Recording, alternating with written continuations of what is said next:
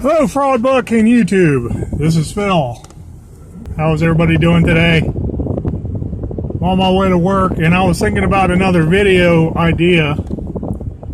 Very simply, it shouldn't be a long, bloviating harangue kind of video. I've been known to do, especially after having a coffee or two. And I was speaking to a friend of mine, a good friend and really nice guy. He came from another country in Africa, and we were talking about politics, and whatever the politics were, he wasn't up to date with everything that is going on. But his opinion was our fearless leader, President Trump, should just shut his mouth and do what he's going to do, and then he wouldn't have the media come at him so much. And I agree with him. But I also agree that the media is attacking him no matter what he does. So it's sort of irrelevant. They're making up things. They're reporting things that some people are leaking like it's a story. And it was already in the newspaper and quite legal. So they're reporting back on it like it was something illegal and everybody knows about it and these words click to them. And then if you're uninformed, you basically believe that something bad happened just because the media tells you. Oh yeah, Trump did something wrong by letting secrets out about where the subs are. No, he publicized that, and the Pentagon publicized that to show force against North Korea and that dictator being an idiot. Excuse my language. But anyways, I was speaking to my friend, and we were having a discussion about handguns. And he said right off the bat, oh, guns are bad. And I believe anybody that has guns are bad. And I was like, well, where did you get that from? You must not know the Constitution or the Second Amendment. That's for anybody that feels obligated to defend themselves and their family and their community and their nation. And he didn't elaborate. So, not saying that he didn't know the Constitution to his face, I was saying, well, you have to read the Second Amendment, because that's for everybody, especially women. And then he said some kind of older style kind of, oh, well, women don't need guns. And it was like, oh, women shouldn't have guns. So we had a little philosophical discussion, and I have to remember, too, being a proponent of the Second Amendment, people have a right not to arm themselves or possess a gun or any weapon to defend themselves if they so choose. And I was thinking about the stuff I've seen on the police department. It would change your mind. D.C. should be the panacea of guns, where the law-abiding citizen and everybody there should own a gun and be well trained in them in case they ever get robbed or someone breaks into their house, which is burglary. It's not a home invasion. It's called burglary. Of course, it's a home invasion, but it's called burglary. And they like to put these nice-sounding, softer words on a real crime so that it dumbs down the public a little. Someone breaks into your house, the automatic thought in your process should be, someone's coming into my bed and is here to kill me and do harm to my family, whether it's your wife, your children, extended family or what have you might be living in your domicile. But I was also thinking, yes, people have the right not to arm up. They have a right to be pacifists. They have a right to be, in their own mind, what they consider peaceful. And I agree with them, to a certain extent. But I don't believe the gun is evil. And I don't believe anybody that owns a gun is evil per se. It's most likely evil what they do. Okay? And there's different degrees of that kind of evil.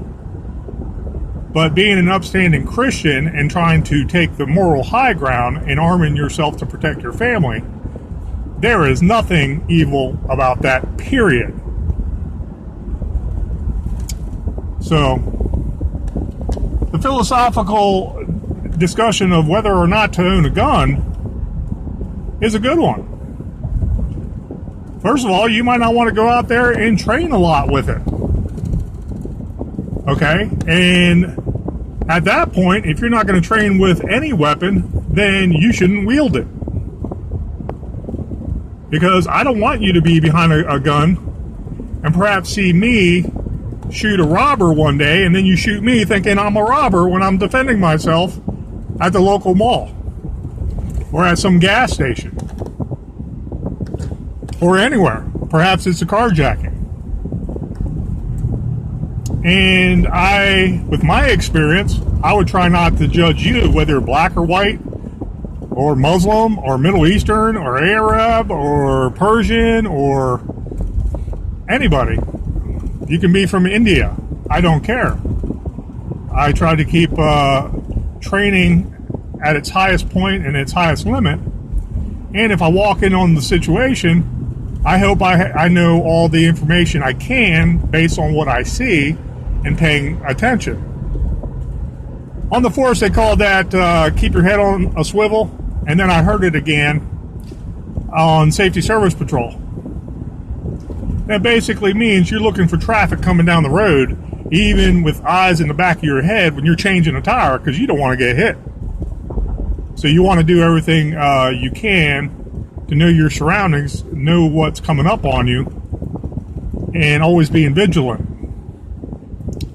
So there's many things philosophically to take into account when you possess a weapon. You know, when you take action to defend yourself, you might hesitate because you're so worried that you might be sued afterwards. And you may be sued. You may be arrested, even in Virginia, where it's very liberal, as in pro-gun. You may be sued by the suspects or the defendant's family because you were just a white person and you defended yourself and it happened to be a black perpetrator. And that's sad. We don't want anybody to commit crime, but we don't want to defend ourselves and go through that. We should all live free. We should all earn our own living when we do live free. It could be a rich white family who lost a son and they want to prove liberally, politically speaking, that you should be sued and be punished for the rest of your life because the state said it's a clean shoot. And they want to make you a martyr for the anti-gun nut craze. And when I say liberally, I usually mean the progressives, the communist ways. Punish you for any kind of freedom that you use and utilize at that time to exist. So the next person that has to defend himself or herself thinks twice about shooting whoever that person is, which is, sad to say, a lot of times, minorities. And I can tell you this, after working in an all-black community for 9 years straight, and it was a gun zone, it was a gun-free zone, war zone, shooting gallery every night, and homicides every night, that those are the most people of society that should be arming up and getting all these drug dealers out of their communities.